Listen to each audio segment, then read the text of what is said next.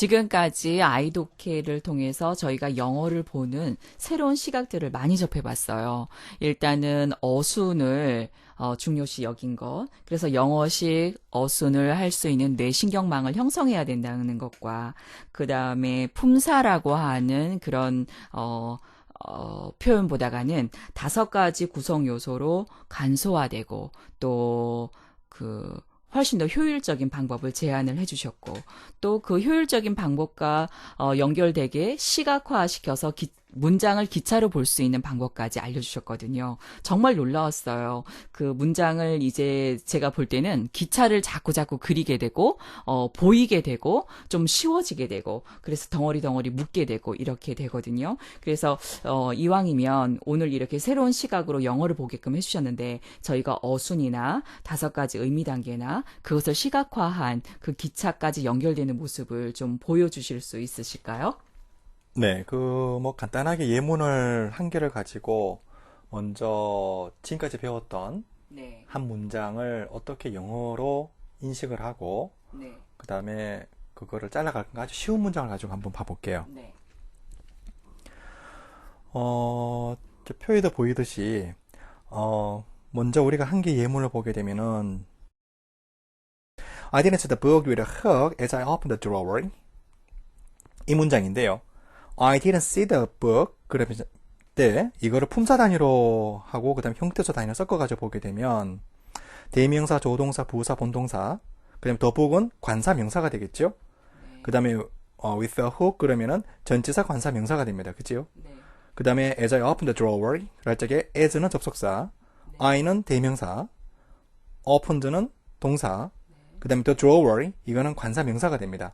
정보수가 되게 많아지게 되겠죠. 네, 그래서 일단 이 정보가 많기 때문에 이거를 절 단위로 인식하는 거를 의미 단위로 절 단위로 끊어줘야 됩니다. 그죠? 네, 그래서 the book 뒤에가 하나의 절까지 해가지고 마무리가 되겠죠. 그 다음에 with the hook은 아이독해 기초에도 설명이 되어져 있습니다만은 전치사는 이 형태상 구지만 네. 이거를 의미상으로 절로 인식을 해야 된다라고 얘기했었습니다. 네, 그렇기 때문에 with부터 해가지고 hook까지 다시 하나 끊깁니다. 그 다음에 as가 이제 접속사고 하기 때문에 I opened the drawer 이 끝까지가 하나의 as부터 해가지고 또 하나의 절이 되는 거죠. 네, 즉 우리가 문장 인식을 하는 것은 기본적으로 절 단위로 이루어진다라는 게 이제 기초일권에 설명이 되고 있는데요. 네, 자, 이렇게 인식을 하게 되면은 문장이 어떻게 만들어지냐면은 I didn't see the book 하나랑 그 다음에 with the hook 또 하나랑 그 다음에 as I opened the drawer 해가지고 이렇게 3개로 묶음 단위가 만들어져요. 자, 근데 문제는 뭐냐면 이 3개가 단위로 인식을 한다 하더라도 이거가 만약에 이렇게 지금 좀 전에 말씀드렸던 형태소나 품사 단위로 문장을 인식하게 되는 경우에는 여전히 이걸 각각에 끊어서는 놨지만은 인식을 할 때 여전히 품사 단위로 가는 부담감이 있죠. 네, 지금 저는 설명하시는데 우리가 학습을 잘해서 그런가?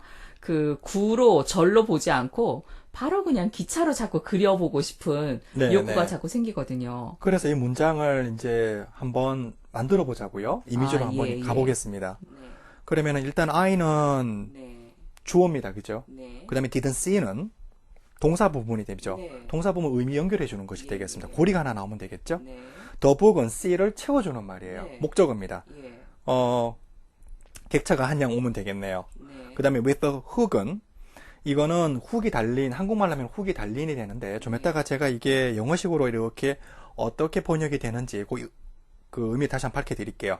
with the hook은 한국말로는 the book을 꾸며주는 형용사 구라고 합니다. 그죠? 예, 자, 이거는 뭐냐면은 설명해주는 말이 되겠죠. 네. 그래서 the book에 대해서 깃발 꽂아주면 됩니다. 네, 더북을 설명을 해주기 때문에 그렇죠. 그 아이콘 깃발을 연결했어요. 네, 네, 됐습니다. 그럼 이게 이제 좀 이따 번역할 적에 어떤 식으로 의미가 나타나는지부터 네. 보자고요.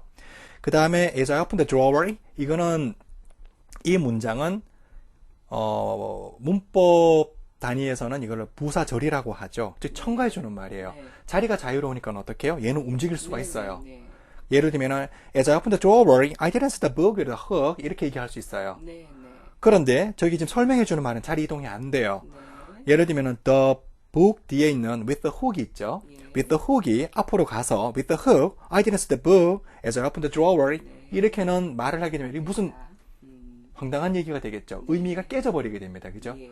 그래서 설명해주는 말과 첨가해주는 말을 구분하는 가장 대표적인 이유가 뭐냐? 네. 그 그 중에 한 개가 설명해주는 말은 자리 이동이 매우 제한적이다. 네. 예, 극도의 경우에 이제 아주 제한적으로 한두 곳 자리가 이제 조금 이동은 될 수가 있으나 절대 앞으로 간다거나 이렇게는 할 수가 없어요. 자, 그러면 그런 제한적인 경우를 제외하고 이런 문장의 의미를 문장을 요거를 이렇게 복잡한 걸 이미지화 시켜버리게 되면 주어, 동사 뒤에 목적어 맞고 네. 목적어 뒤에 설명해주는 깃발 꽂아주고 그 다음에 여기에 대해서 꾸며주는 별 하나 달아주면 끝이에요.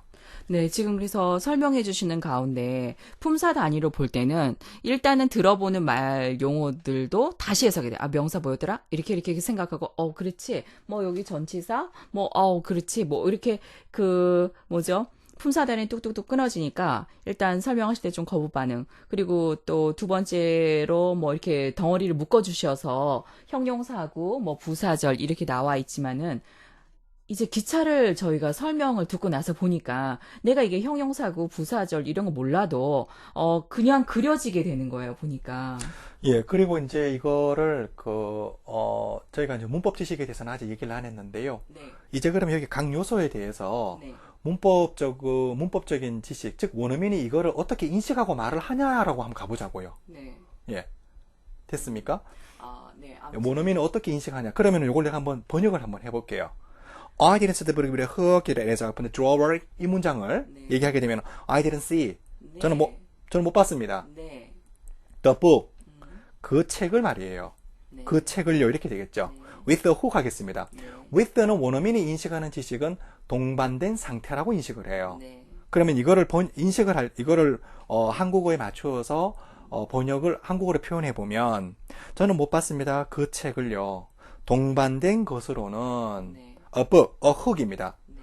고리를 말하는데요. 네. 이때 지금 고리를 말하는데요. 네. 라고 하는 것이 the book에 대해서 설명해주는 뉘앙스로 해석이 된 거죠. 네. 네. 자, 나는 못 봤습니다. 그 책요. 고리가 달린 것을 말하는데요.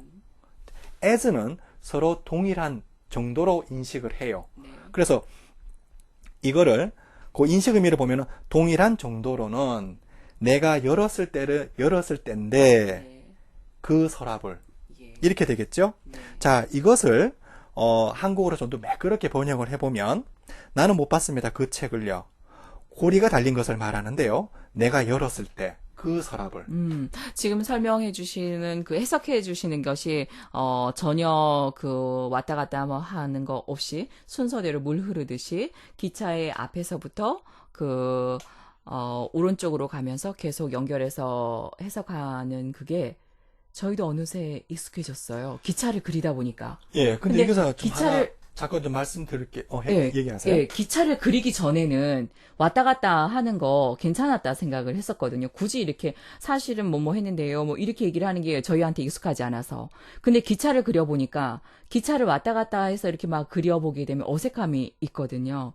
그래서 전 또 그렇게 받아들여지네요. 또 다른 분들 학습자들은 어떻게 받아들이실지 모르겠는데 기차가 이렇게 물 흘러가듯이 흘러가니까 순서대로 줄줄줄줄줄 이렇게 가야 되는 게 느껴지고 문장을 기차로 딱 표현을 해주시는데 맞았어요. 저희도 그거를 설명을 듣고 저희도 그렇게 그리고 있었어요. 근데 이렇게 쉽게 이렇게 해결이 되는 게 이렇게 해결이 돼도 되나요? 이렇게 쉽게? 문장이 다 기차로 표현을 이렇게 정말 쉽게 이렇게 되는 건가요, 진짜? 네, 모든 문장이 기차로 다 표현이 돼요. 그리고 예. 모든 문장은 이 5가지 요소로 구성이 되어져 있고 중요한 거는 뭐냐면 영어만 그런 것이 아니라 이 5가지를 한국어로 전환을 했을 적에도 한국어도 그 5가지로 표현해낼 수 있다라는 거죠. 즉 언어를 사용하는 이 공통된 의미, 그 기저 속에 존재하는 그 공통적인 의미가 이 5가지로 기능과 의미를 살펴볼 때 이렇게 살펴볼 수가 있다. 그리고 좀 전에 봤습니다만 여기서 지금 핵심적인 요소로 문장의 필수 요소는 뭐냐면 I didn't see the book입니다. 그죠? 네, 네. 여기에 대해서 이거를 제외하고 나면은 문장에서 필수적인 요소를 제외하고 나면 문장이 확장될 때 적용되어지는 거는 설명해주는 말과 첨가해주는 말이에요. 중요한 거는 뭐냐? 여기에서 설명해주는 말이 특히 중요한데 여기에는 영어에서 설명해주는 말로 사용되어지는 것은 8개로 규정되어질 수 있어요. 네. 영어에서는 8개 외에는 사용되는 게 없습니다. 네, 네. 근데 그 8개를 보게 되면 각각의 뉘앙스가 다 달라요. 네. 그래서 그 각각의 뉘앙스가 다른 것이 도대체 무슨 의미를 두고 무슨 의도를 가지고 그렇게 사용을 하냐. 그래서 8가지 각각에 대한 특색에 대한 설명, 그것이 바로 언어 지식이고 그것이 문법인 거예요. 네. 우리가 하나의 문장을 통해서 그 문장이 기차로 변환이 되어가고 그 기차가 그려지는 모습 속에 단순히 우리가 유아틱하게 기차를 그린 것이 아니고 문장이 오른쪽으로 흘러가고 있는 모습, 그래서 오른쪽으로 해석이 자연스럽게 되어가는 모습을 느끼면서 5가지 의미도 그냥 굳이 말하지 않아도 시각화되어져서 저희한테 내면화된 것 같은 그런 느낌을 받습니다. 아마도 저뿐만 아니라 많은 학습자들이 지난 시간에 그 5가지 의미를 시각화시켜 주신 다음에 문장을 기차로 보고 있지 않을까 싶습니다. 혹시 아직 안 해보셨다면 한번 해보세요.